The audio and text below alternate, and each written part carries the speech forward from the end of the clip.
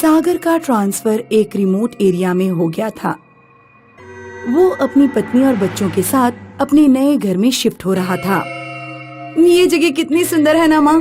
दूर तक फैले पहाड़ और जंगल, ऐसा लगता है कि हम किसी टूरिस्ट प्लेस पर आ गए हैं। कहीं अकेले घूमने मत चली जाइयो, समझी? भूत पकड़ के ले जाएंगे तुझे। तो अपना ध्यान रख, मेरी फिक्र छोड़ दे, मैं तेरी तरह डरपोक नहीं हूँ। रोहन, मारिया, तुम दोनों ने फिर से लड़ना शुरू कर दिया। कल तुम लोग अपने नए स्कूल में जाओगे, उसकी तैयारी करो। गौरी अब तक महानगरों में रही थी और उसे वहीं के जीवन की आदत थी। उसे घर का सारा काम संभालने में बहुत परेशानी हो रही थी। काश मुझे यहाँ कोई काम वाली मिल जाती, मैं अकेले काम करते करते पागल हो जाऊंगी। गौरी को किसी के दरवाजे खटखटाने की आवाज आती है। आ रही हूँ। गौरी दरवाजा खोलती है तो बाहर एक औरत खड़ी थी। मेरा नाम लक्ष्मी है, क्या आपकी इधर किसी काम वाली की जरूरत है? कमाल है, मैं काम वाली के बारे में सोच ही रही थी। तुम्हें किसने बताया कि मुझे काम वाली की जरूरत है? किसी ने मुझे बताया नहीं, मैंने कल रात आप लोगों को यहाँ देखा तो मैं समझ गई कि शहर से कुछ लोग यहाँ रहने आए हैं, शायद उन्हें काम वाली की जरूरत हो। हाँ, मुझे जरूरत है और तुम आज से ही मेरे साथ काम करना शुरू करोगी। किचन किस तरफ है? ओहो सॉरी, मैं तो भूल ही गई। वो क्या है ना, नया घर है तो मुझे ध्यान ही नहीं रहा। ये बात इसे कैसे पता कि किचन दाईं तरफ है? सुनो लक्ष्मी, तुम्हें कैसे पता कि किचन दाईं तरफ है? कुछ साल पहले यहाँ एक साहब रहकर गए थे, तो मैंने यहाँ काम किया था, इसलिए मुझे इस घर का कोना कोना पता है। ये तो अच्छी बात है, घर साफ करने में मेरी मदद कर देना। तुम जरा ये बर्तन धो दो, मैं अभी आती हूँ। गौरी बस 1 मिनट बाद किचन में लौटी तो उसकी आंखें फटी की फटी रह गईं। लक्ष्मी ने सारे बर्तन धोकर रख दिए थे। इतनी जल्दी तुमने सारे बर्तन धो लिए? मेरे काम करने की स्पीड बहुत तेज है। रात में मारिया अपने कमरे में बेड पर बैठकर होमवर्क कर रही थी, तभी खून से सना एक चाकू कहीं से जमीन पर गिरा। मारिया बेड से उतरकर बेड के नीचे देखती है। बेड के नीचे लक्ष्मी की लाश पड़ी हुई थी।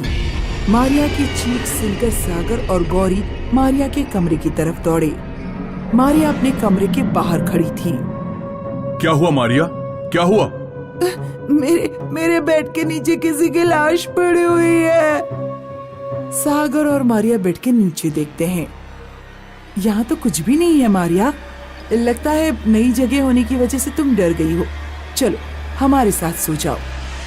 एक दिन रोहन स्कूल से लौटा तो घर पर लक्ष्मी के अलावा कोई नहीं था। आंटी जी, मुझे बहुत भूख लग रही है, मेरे लिए एक ऑमलेट बना दो ना प्लीज।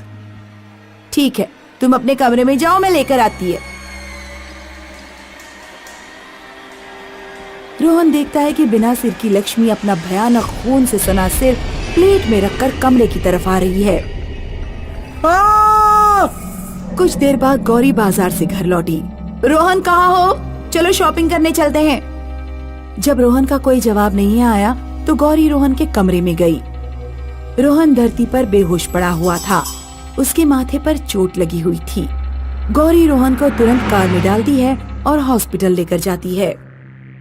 घबराने की जरूरत नहीं है, शायद आपका बेटा एकदम से जमीन पर गिर पड़ा था, इसलिए सर पर चोट लगी है, कुछ दिनों में ठीक हो जाएगा। हे भगवान, ये सब क्या हो रहा है? उधर सागर ड्यूटी से घर वापस लौटा। बच्चे कहाँ हैं? बच्चे बाहर खेलने गए हैं। सागर गौरी को गोद में उठा लेता है। बहुत दिनों बाद तुम घर पर आज अकेली मिली हो। सागर को पता नहीं था कि वो गौरी के रूप में लक्ष्मी है। असली वाली गौरी रास्ते से घर लौट रही थी, उसे एक औरत मिली। क्या हुआ? मैंने अभी कुछ देर पहले देखा कि आप अपने बेटे को हॉस्पिटल लेकर जा रही थी। हाँ, हम कुछ दिन पहले ही नए घर में आए हैं। हमारे घर में कुछ अजीब सी चीजें हो रही हैं। बच्चे डर रहे हैं। मेरे लड़के को आज पता नहीं कैसे चोट लग गई। क्या आप यहीं आसपास रहती हैं? हाँ, वो सामने जो घर देख रही है ना, वो मेरा ही है। आपके घर पर कौन कौन है? मैं, मेरे 2 बच्चे, मेरे हस्बैंड और अभी हमने एक काम वाली भी रखी है, लक्ष्मी। शायद आप उसे जानती होंगी। लक्ष्मी? हाँ, लक्ष्मी जो काम करने में बहुत तेज है। लेकिन लक्ष्मी तो 20 साल पहले मर चुकी है। 20 साल पहले एक साहब इस घर में रहते थे, उनकी अपनी बीवी से आए दिन लड़ाई होती थी। लक्ष्मी उन साहब के यहाँ काम करती थी। लक्ष्मी को साहब से प्रेम हो गया। शायद वो साहब भी लक्ष्मी से प्रेम करता था।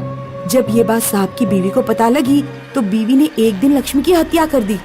लक्ष्मी गरीब थी, इसलिए उसकी तरफ से किसी ने आवाज नहीं उठाई।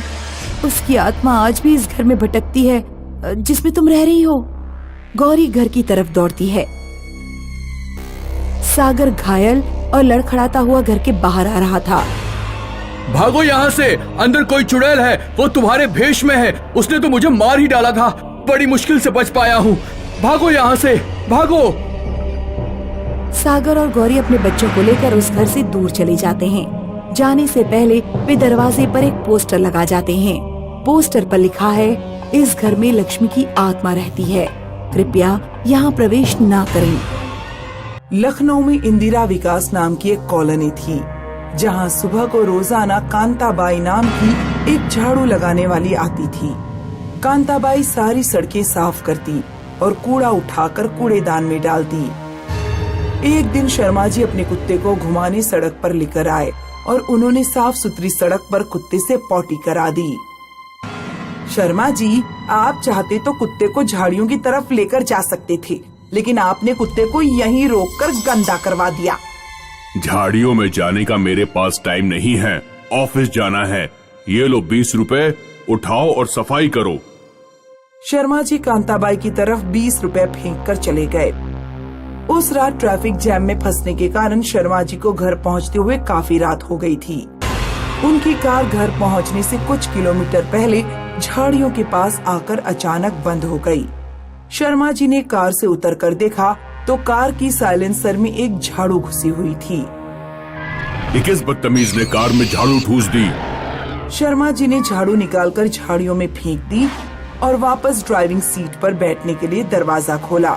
ड्राइविंग सीट पर एक भूतनी बैठी हुई थी। भूतनी ने शर्मा का गला पकड़ लिया। उधर शर्मा जी की पत्नी अंजलि घर पर शर्मा जी का इंतजार कर रही थी। ये आज कहाँ रह गए?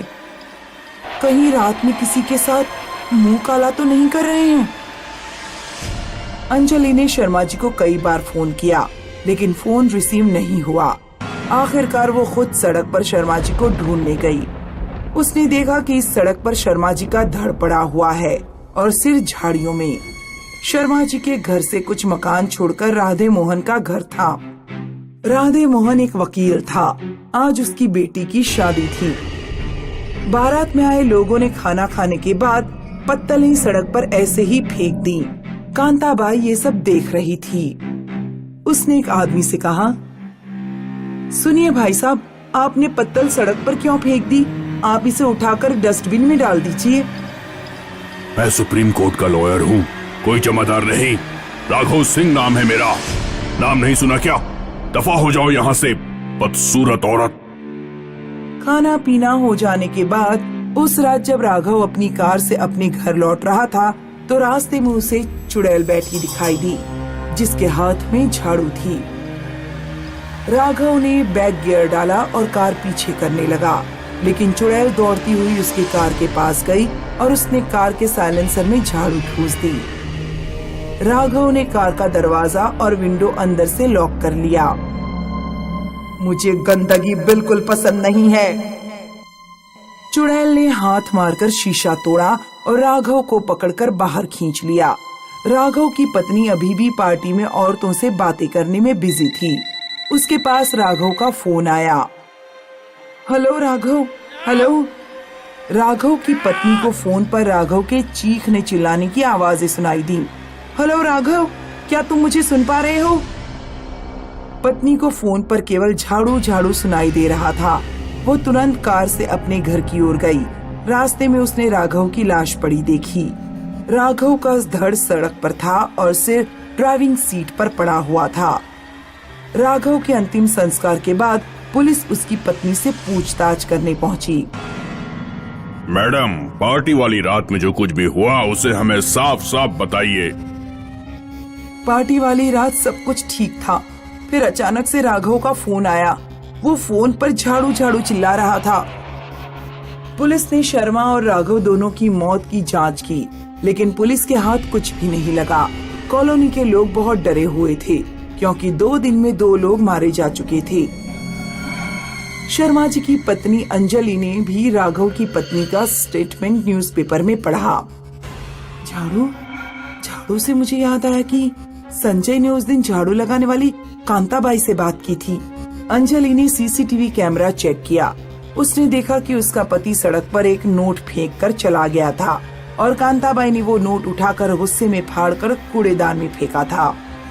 एक शाम जब कांताबाई सफाई करके अपने घर लौटने लगी तो अंजलि ने उसका पीछा किया। अंजलि ने देखा कि कांताबाई अपने घर के अंदर पहुंचने के बाद एक चुड़ैल बन गई है। जो भी धरती पर कूड़ा फैलाएगा मैं उसे जिंदा नहीं छोड़ूंगी। तो इसी ने मेरे पति को मारा और राघव सिंह को भी। अंजलि चुड़ैल को मारने का तरीका पता करने के लिए एक तांत्रिक के पास गई। तांत्रिक ने अंजलि को हनुमान के नारंगी रंग में रंगा एक त्रिशूल दिया और उससे कहा, इस त्रिशूल को चुड़ैल की पीठ में भोंक कर तुम उसे मार सकती हो, लेकिन त्रिशूल तभी असर करेगा जब चुड़ैल सड़क पर कोई गंदगी फैलाकर अपने ऊपर पछतावा कर रही हो। तुम्हें किसी तरह उससे सड़क गंदी करवानी होगी। अगले दिन जब कांताबाई कॉलोनी में सफाई करने आई तो अंजलि उसके पास एक बड़े भगोने में रायता भरकर ले गई। सुनो कांताबाई, आज पूर्णमासी है और पूर्णमासी को हमारे परिवार में रायता दान करने की प्रथा है। इसे अपने घर ले जाओ। कांताबाई के मना करने पर भी अंजलि ने बड़ा भगोना कांताबाई को थमा दिया। कांताबाई से भगोना नहीं संभला और सारा रायता सड़क पर फैल गया। कांताबाई अपने असली चुड़ैल के रूप में आकर रोने लगी। मैंने ये क्या कर दिया, सड़क गंदी कर दी। अंजलि उसी समय तुरंत तांत्रिक का दिया त्रिशूल लेकर आई और उसने त्रिशूल चुड़ैल के पेट में भोंक दिया। त्रिशूल भोंकते ही चुड़ैल जलकर राख हो गई।